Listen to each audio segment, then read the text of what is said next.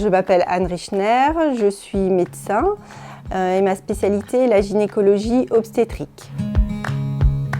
Mon travail consiste en fait à vérifier qu'il n'y ait rien d'anormal au niveau du bas-ventre et au niveau aussi des parties intimes.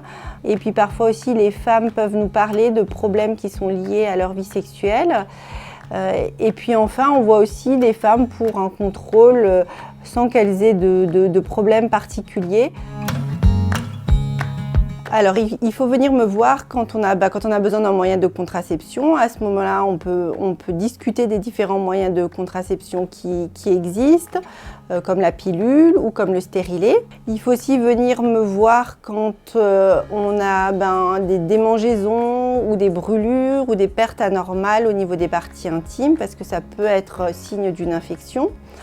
Il faut aussi venir me voir quand on a des douleurs qui sont inhabituelles, dans le bas du ventre, même en dehors des règles. Et puis aussi, il faut consulter le gynécologue si jamais on sent quelque chose d'anormal qui ne nous paraît pas comme d'habitude au niveau de notre poitrine.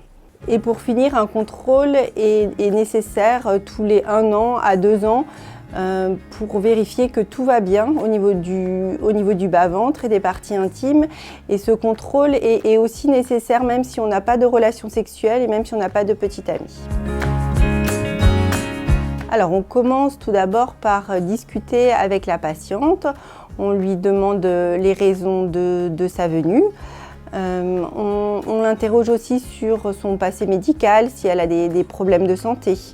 Puis après, on fait l'examen gynécologique. Alors l'examen gynécologique se fait uniquement si la patiente est d'accord pour faire l'examen. On ne fait jamais d'examen sans l'accord de la patiente et bien sûr on fait un examen uniquement s'il a déjà eu des relations sexuelles. Et le deuxième temps de l'examen gynécologique, c'est le toucher vaginal. Alors le toucher vaginal, c'est un examen qui est très important parce que ça va nous permettre de palper les organes du bas du ventre et de vérifier qu'il n'y ait pas d'anomalie. Après, une fois qu'on a fait l'examen gynécologique en bas, on fait l'examen de la poitrine. Alors l'examen de la poitrine, on fait une palpation des seins, on va palper les seins, puis on va aussi apprendre à la patiente à palper les seins parce que c'est important aussi qu'elle sache palper ses seins et que si jamais il y a quelque chose d'anormal, elle vienne nous voir en consultation.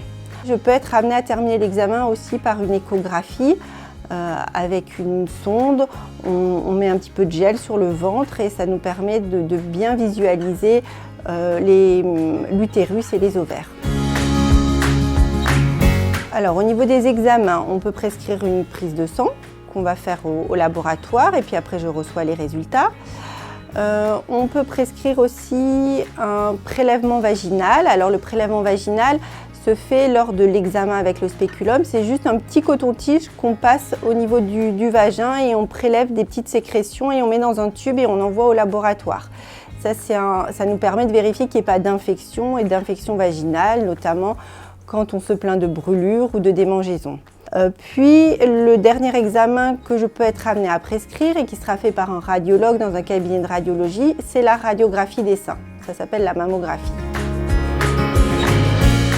Alors, il est très important de voir le médecin gynécologue obstétricien ou la sage-femme une fois par an pour faire un contrôle.